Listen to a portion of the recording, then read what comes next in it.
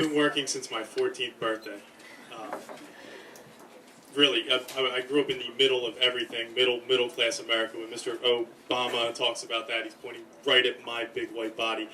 I grew up in a town called Middletown, right outside of Media. My name is Michael McCary, the 13th letters of the alphabet, right in the goddamn middle. I'm going to try and be extraordinary, all right? So while waiting here, I decided to write a little list of all the jobs I've had since I was 14. I've been rather prolific. I'm going to read them very quickly.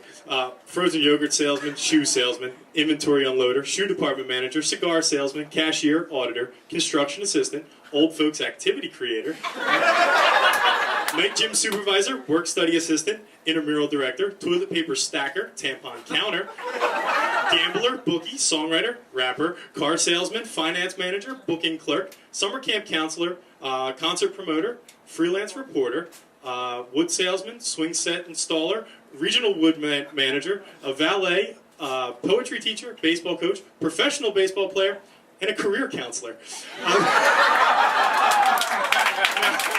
Now, when I was a car salesman, I was a very lackadaisical car salesman, but I was tremendous at it.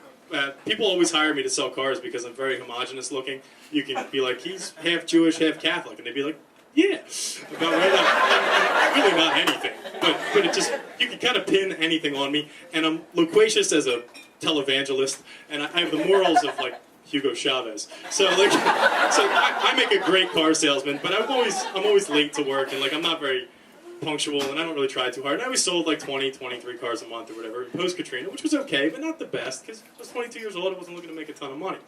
So my managers did what they should never do to any man, and he upset the sanctity of my house, my sex life, and my to-be spouse by calling home and telling her that if I sold more cars than everybody else for a month, he would give me a $5,000 bonus, and he would pay for a night out on the town in New York City.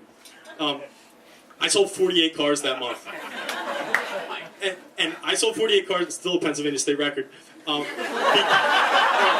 Everybody who walked in that dealership and I greeted, I said, hi, my name's Mike McCary. I'd be very happy to help you. I've been in the business over a year now.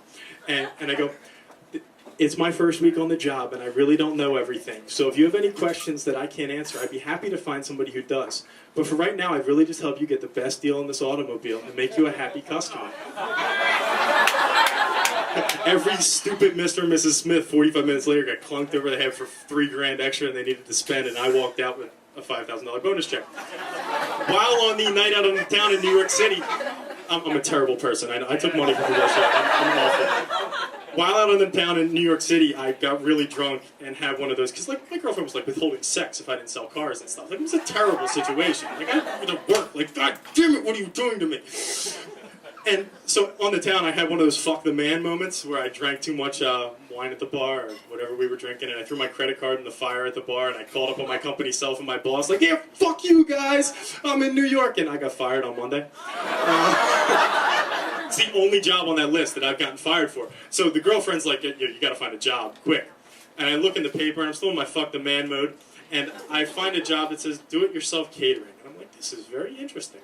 I get up Monday morning and I walk down like this industrial park alley, and I like see like all these trucks like in like a garage thing, and people like cleaning them diligently and stuff. I'm like, hey, you guys have any clue where the catering company is around here? They're like, it's us. Mobile catering, lunch trucks, road coaches, whatever you may call it. Let me tell you how much fun this job is. You pay to rent the truck, okay? You pay a certain fee weekly. And then you make all of your own food. Now the money is in the food, not so much in the run. And I found the most ingenious ways to be profitable and stuff. If you make Italian meatballs on Monday, they become Swedish meatballs on Tuesday, and they become chopped up pieces of meat, red meat gravy on Wednesday. It keeps you profitable. I was selling hamburgers for $2. They were costing me like $1.50 to buy and cook with the propane and all that stuff.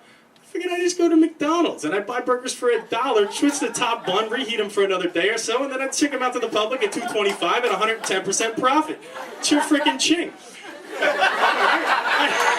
I like making money. What can I say? I had a run where I would go to the high school in Lansdale, at like 6:45 in the morning and watch people drop their kids off in minivans, then buy stuff off the road coach. All right, then I would turn around to the middle school instead of those kids before they went to their first class. Then I would hit one of the elementary schools before I finally drove down into Kensington for my daily run of machine shops and such. The lights are doing funny things. During the winter, they stopped building one of the projects in Kensington that I was working at. And I was doing a ridiculous schedule where I wasn't getting much sleep, so I decided to take a nap. I'd been doing this probably 11 months at the time. And I fell asleep but never put the truck in park. And I woke up and got out of the truck and started walking back to check my burners, make sure my food was okay, my reprocessed 3-day-old food. And all of a sudden the truck went past me. And it ran right into the back of one of the projects, like one of the frames, and like crashed down on it and stuff. And I had to report it stolen. And